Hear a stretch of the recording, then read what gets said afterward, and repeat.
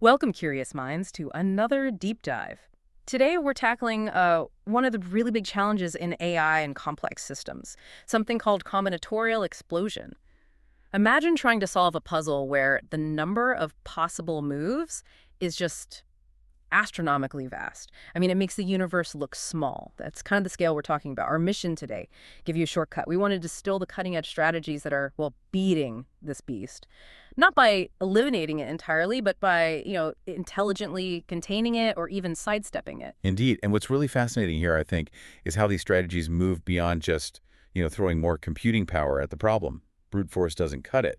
We'll be unpacking how researchers are finding some really elegant ways to navigate these immense spaces, especially in what we sometimes call the gray zone. Ah, the gray zone. Yeah, those messy, unpredictable environments where the system dynamics are complex and the true drivers are often hidden.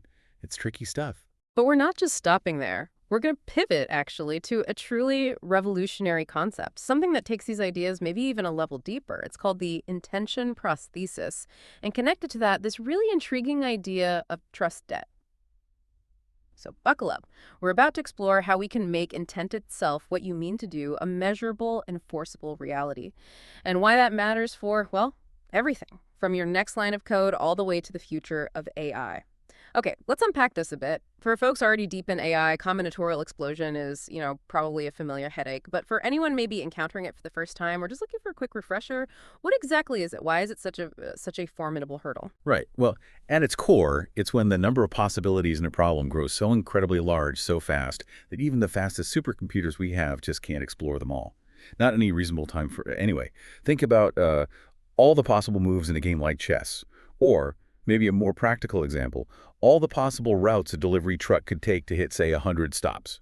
The number of options just multiplies exponentially. It very quickly becomes completely unmanageable for, traditional computation.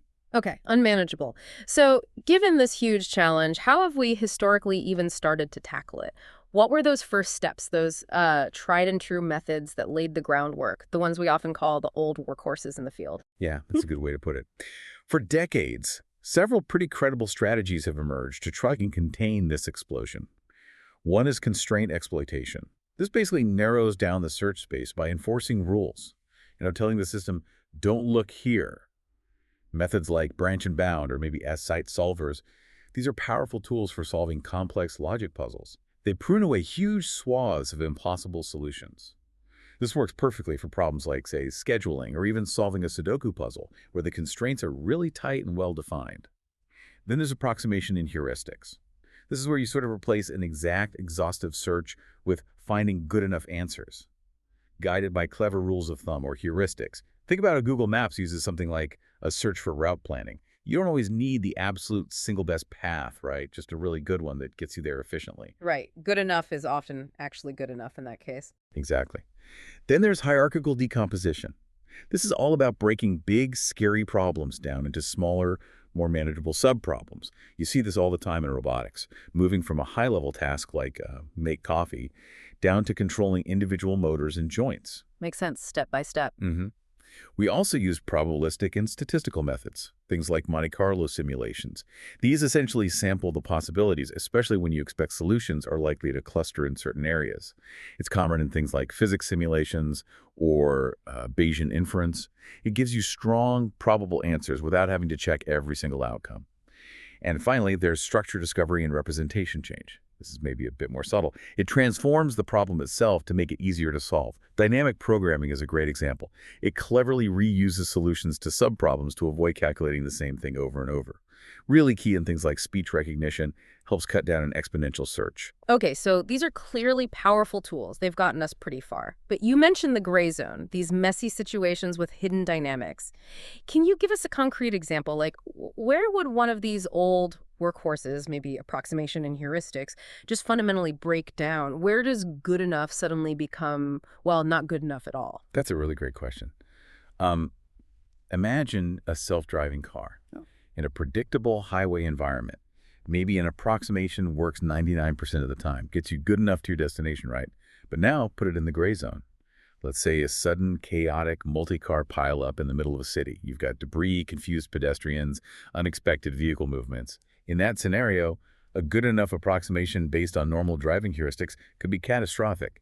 It simply doesn't have enough information or the right kind of model to handle the radical shift in dynamics, the hidden drivers, the unexpected feedback loops, just the sheer messiness. Those heuristics fail, the system's dynamics become opaque, unpredictable. Oh, okay. So the assumptions baked into the heuristic just completely fall apart. Precisely. And that's exactly where these more advanced frontier AI approaches really need to come in. They're designed for that messiness. So if the old ways falter when things get too tangled, too unpredictable, what are these new frontier AI approaches, the ones emerging that can actually maybe even thrive in that kind of chaotic environment? What's really on the cutting edge for, say, 2025 and looking beyond? Right, this is where it gets really exciting. We've identified 5, I'd say, key cutting-edge contenders. These are designed precisely for these complex, ambiguous, gray zone scenarios. First up, we have learned guidance plus bounded search. Now, how this tames the explosion is by training a model, maybe like a large language model, to approximate the best next step. We call that the policy. And also how promising that step is the value. It essentially turns what would be an exponential look-ahead search into something called amortized inference. Amortized inference, meaning Meaning the model has learned so well from past data, it can almost instantly infer the best next moves.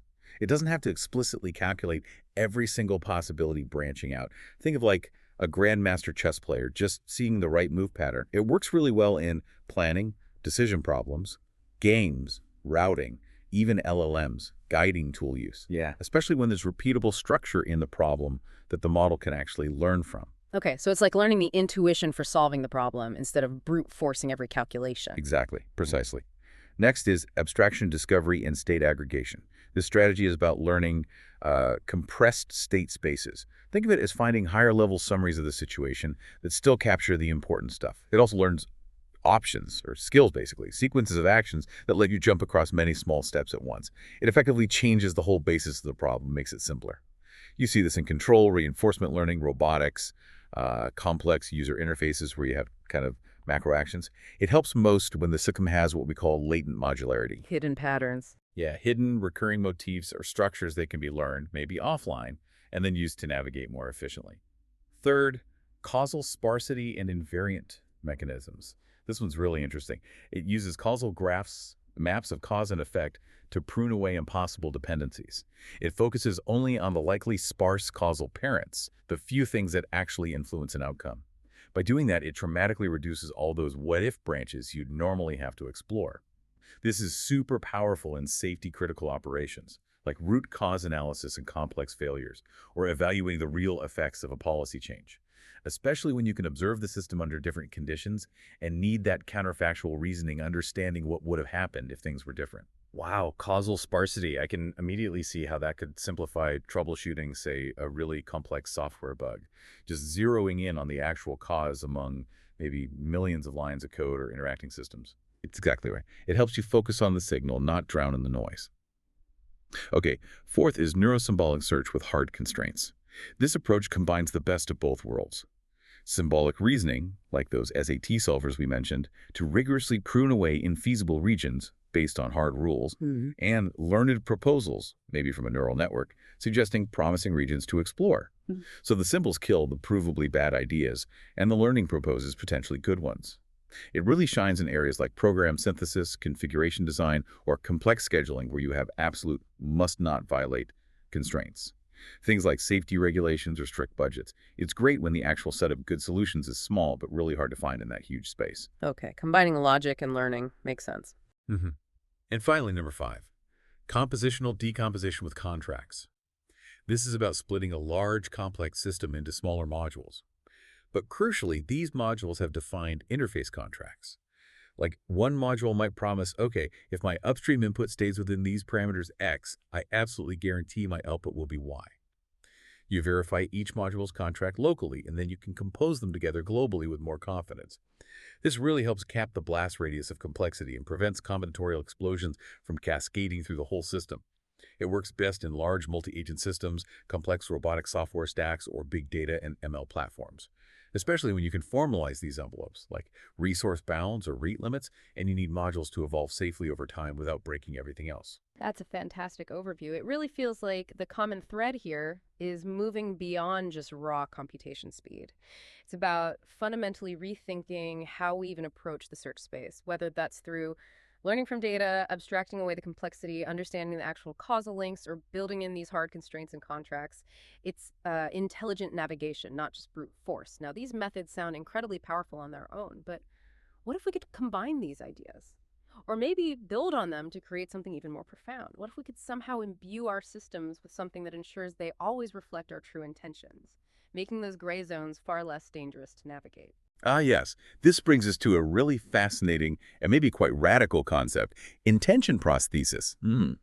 The core idea here is envisioning a system that acts almost like a living blueprint, something that's constantly verifying that your digital creations, whether that's code or AI behavior or even just stated human goals, are truly, measurably reflecting your original intent.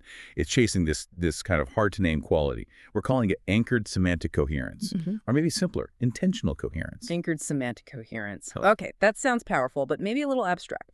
Can you break that down for us? What does it actually do for someone building a complex system, like a developer or an AI engineer? What are its key attributes? All right, let's make it concrete. Think of it like a GPS for meaning within your system. It's anchored because the semantic labels, the meaning aren't just floating concepts. They are physically or stably located in memory. They have an address. So any change in meaning, any drift from the original intent, actually shows up as a measurable delta, maybe like a processor cache miss, or the memory address itself subtly shifting. It's like your car veering off its plotted GPS course. It becomes immediately detectable as a physical event. Okay, so the meaning has a physical place. Exactly. And it's semantic because these addresses map directly to decision-relevant meaning. Not just abstract words or labels, but concepts that actually matter for how the system behaves or what decisions it makes. It achieves coherence because different, ideally independent aspects of the system like performance, security, user experience remain orthogonal. They stay independent. Improving one doesn't accidentally mess up another in some hidden way. And when you combine parts, the system respects those interface contracts we talked about. Right, prevents those weird side effects. And critically, it's verifiable. You can actually prove, or at least measure with high confidence, that the stored intent matches the observed behavior in the real system. So why does this matter so much, especially in those gray zones you mentioned where things can go wrong silently and maybe traditional metrics like accuracy or latency just don't capture the real problem? Gray zone failures are often invisible precisely because the intent, the system's internal representation, and its actual execution diverge, but without triggering conventional alarms.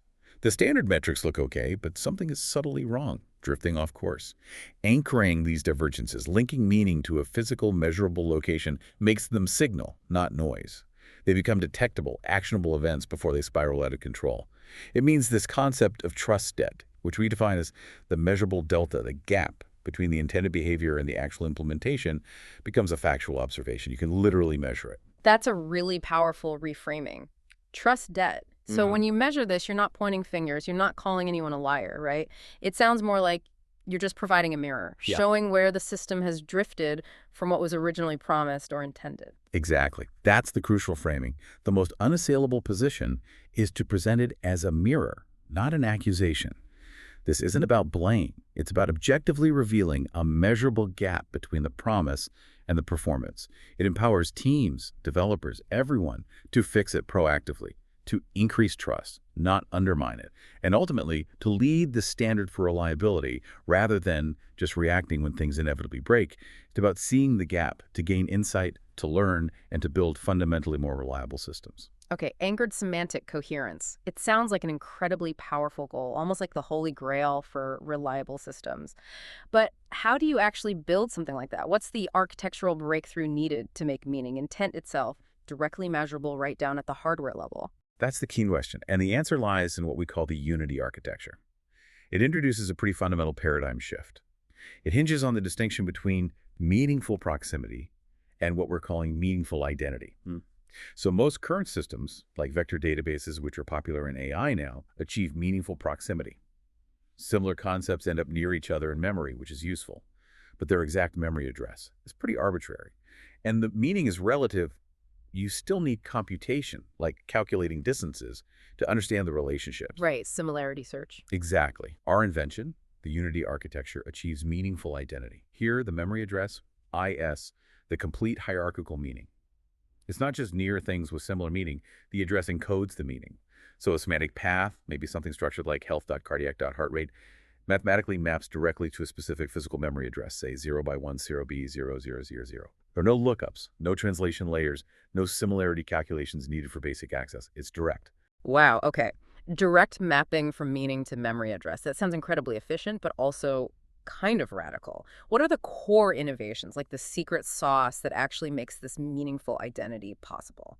It really comes down to a combination of two key things. First, the unity principle itself, this idea of a direct computable mapping from the semantic path to the physical memory layout.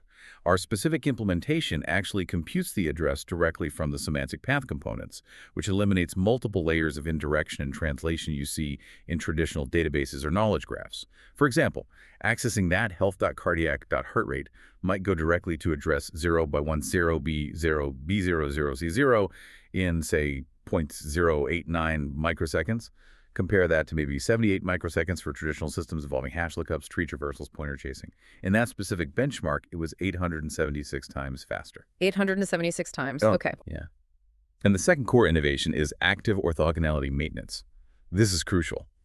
In traditional systems, different categories or aspects of data like, say, performance metrics and security attributes often tend to become correlated over time, just through usage patterns or sloppy design. This degrades system clarity and performance, creates hidden dependencies.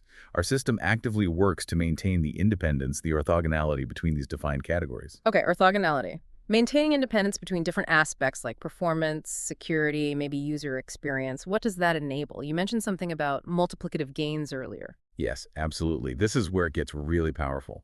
When different system aspects or categories are correlated, tangled up, their contributions to overall system performance or value tend to just add up. You get linear improvements, maybe ON. But when they are truly orthogonal, meaning they are independent, non-interfering axes, their positive contributions can actually multiply. This is the core intuition behind an equation we use, M equals SEE, where M represents the overall system, meaning coherence or value. S is the stable, efficient structural base provided by the unity semantic map. And E represents the product of these independent orthogonal ethics or dimensions. It essentially turns siloed improvements, making security better over here, performance better over there, into exponential compounding gains, like an investment that earns interest on its interest, because the gains don't interfere with each other. Exponential compounding. Okay, so drilling down on trust debt again, how do you actually measure something that sounds quite abstract, like a gap between intent and reality?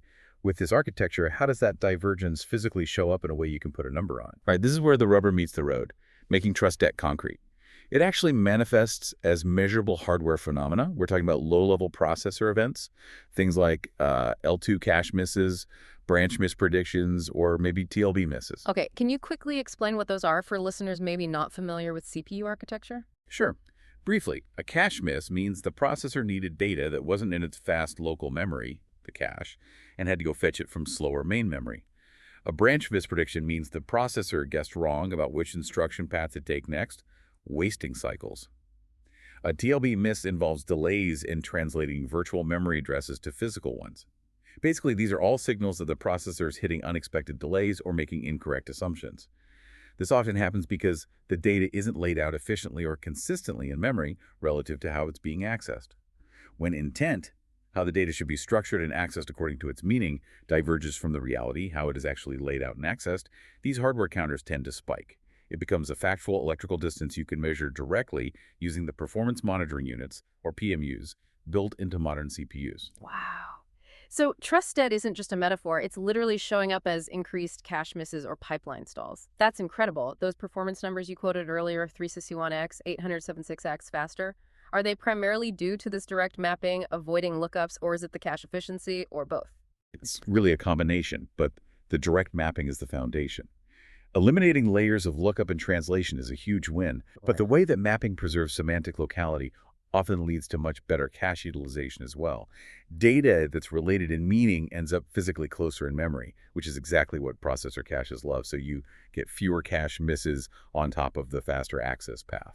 Those numbers are still just incredibly impressive. It almost sounds too good to be true. Are there specific scenarios or maybe data types where the Unity architecture might face limitations, or where its gains maybe aren't quite so dramatic? That's a very fair challenge. And yes, like any technology, it has its sweet spot.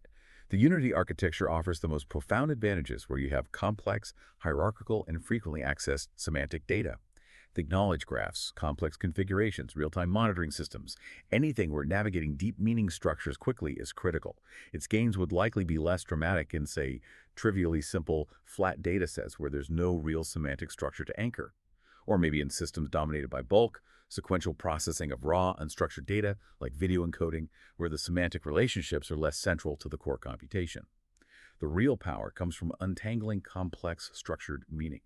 But where it fits, the empirical validation has been pretty dramatic. As mentioned in medical diagnosis, using a dataset of 10 million patient records with complex relationships, we saw that 361x speedup over traditional B trees.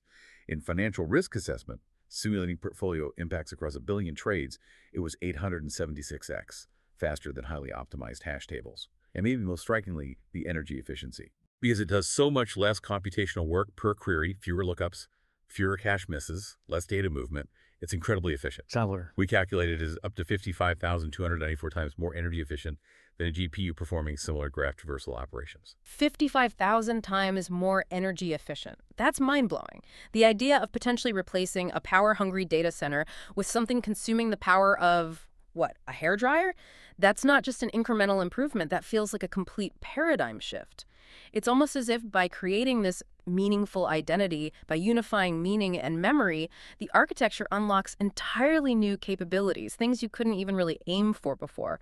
What other, perhaps unexpected properties emerge from this combination? Absolutely. It's definitely more than just speed and efficiency.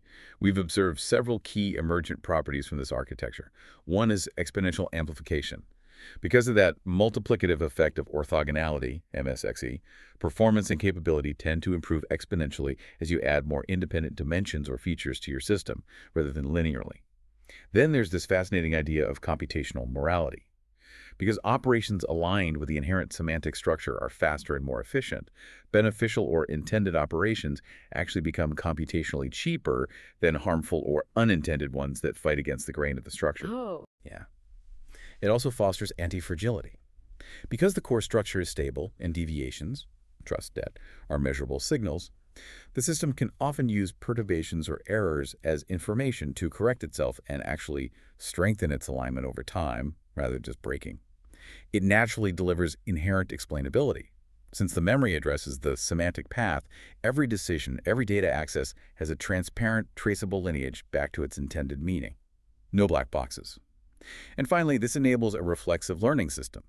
The explanations themselves, the measurement of trust debt, can directly feed back into the system in real time to drive improvement. This leads to new kinds of metrics, like learning velocity, how fast the system reduces its trust debt, or mean time to insight. Computational morality, anti-fragility, inherent explainability, those aren't just technical features. They sound like they could fundamentally shift how we design and interact with complex systems, especially AI. What do you see as the single most profound implication of this for how we'll maybe trust or verify AI in the future? That's a big question.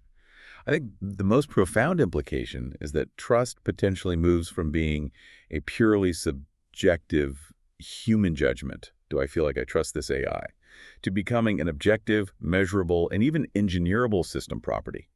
When beneficial actions are literally computationally cheaper, when the system demonstrably improves under stress, and when you can point to the hardware counters showing alignment, it fundamentally changes the risk calculus. It suggests we can potentially build AI systems that are not just reliable in the sense of doing what they're told, but are inherently aligned with our intended goals and values, and provably so. That's a game changer. Okay, this is clearly groundbreaking stuff. It sounds like it could fundamentally change how we build and trust not just AI, but any complex software. Now let's talk strategy, getting something this radical out into the world. That's a huge challenge. You mentioned this idea of trust debt and measuring it. How do you actually plan to get this technology adopted, especially given, how ingrained current development practices are, even the messy vibe coding ones? What's the market strategy here? Right, adoption is key. And you're right, inertia is probably the single biggest hurdle. Teams are used to their current workflows, even if they know they're flawed. That feeling of, well, it kind of works, let's not poke it too hard. Or just building without a deep shared understanding of how all the pieces truly fit together, the vibe coding. Yeah, the fear of the unknown underneath. Exactly. So our strategy has to overcome that inertia and fear. It's a layered dual approach designed to build momentum and demonstrate value incrementally. Step one is releasing a free open source tool, probably as an NPM package, easily accessible to developers. This tool acts as the thermometer. It doesn't fix the problem, but it measures it. It scans existing code bases, maybe compares code to documentation or design specs, and calculates a trust debt score. Ah, so it just reveals the symptom. Precisely. It creates visibility. Developers run it, they see objective evidence where their documentation is maybe lying or out of sync, where the code doesn't match the stated intent, they get a score. And developers being developers, they'll likely share these scores, maybe compete to reduce them, integrate the check into their CI/CD pipelines. This starts to build the meme, the conversation around trust debt. It normalizes the concept, makes it less threatening, all without us initially revealing the patented cure, the underlying Unity architecture. Okay, so the open source tool builds awareness and demand by making the problem undeniable and measurable. Exactly.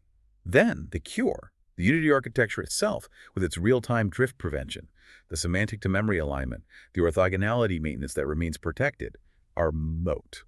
This becomes the core of the enterprise SaaS platform. That's the high-value offering targeted at teams dealing with complex AI systems, compliance requirements, high-stakes reliability needs. They get the real-time prevention and remediation capabilities. That's a pretty clever go-to-market. Address the vibe coding problem head-on by providing that mirror first. But let's be realistic. Especially early on, those measurements from the open source tool, they might be rough, right? Maybe not perfectly accurate. How do you leverage that initial, maybe imperfect signal without undermining the whole concept's credibility? Transparency is absolutely crucial here.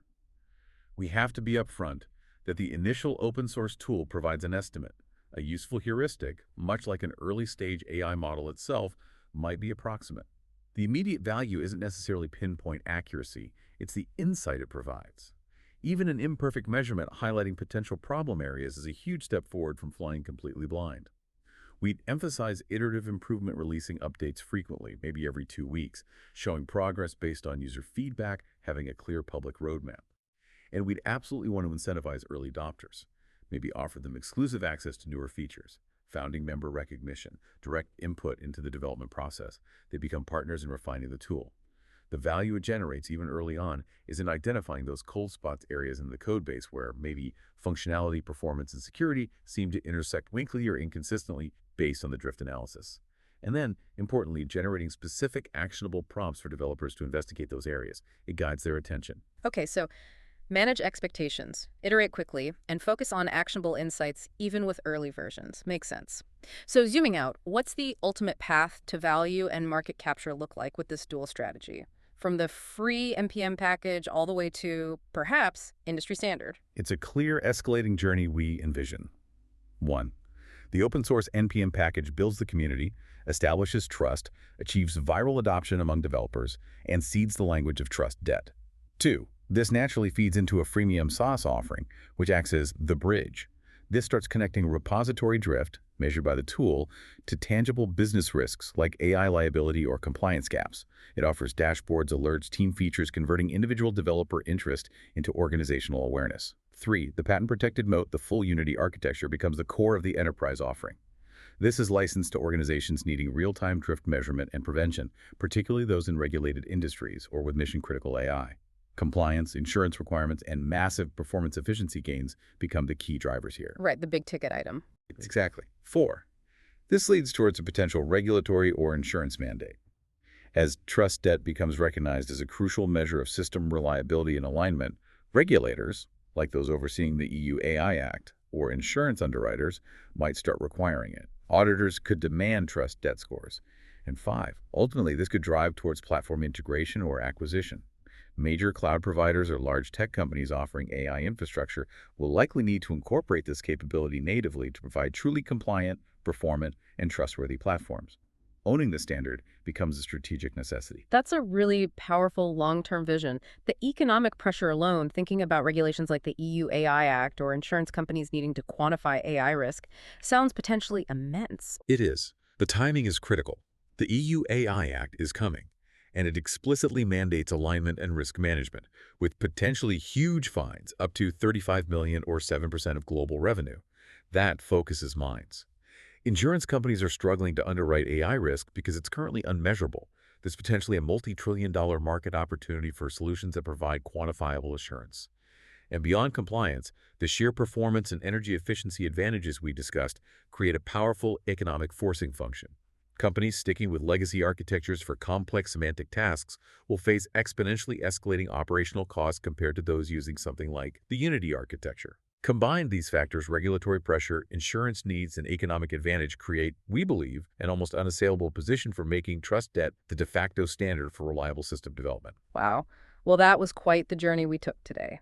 From the mind-bending scale of combinatorial explosion all the way down to the precision of measuring intent right at the hardware level. It seems crystal clear that the future of building reliable, performant, and ultimately trustworthy AI really hinges on understanding and actively managing this drift, this trust debt. hmm We've really seen how concepts like anchored semantic coherence and the Unity architecture aren't just about detecting problems after the fact. They aim to prevent them by design, offering not just a diagnostic tool but potentially a cure. The core idea that meaning itself can have a stable memory address, making drift physically measurable is something like a cache miss. That's genuinely revolutionary, I think. So what does all this mean for you, our listeners? It means that the gap, the often invisible gap between what you intend to build and what your complex systems actually do, well, it's no longer just an abstract philosophical challenge. It's becoming a measurable reality, a trust debt that can potentially be quantified, managed, tracked, and ultimately overcome. This isn't just about building slightly better software or slightly more accurate AI. It's about weaving inherent, verifiable trust right into the fabric of our digital systems. And perhaps that leaves you with an important question to ponder. If trust debt, this measurable gap between intent and reality, does become the universally adopted, maybe even mandated standard, what would be the single most significant promise that your organization, your team, your project would finally be empowered to keep? Thank you for diving deep with us today. We'll catch you on the next deep dive.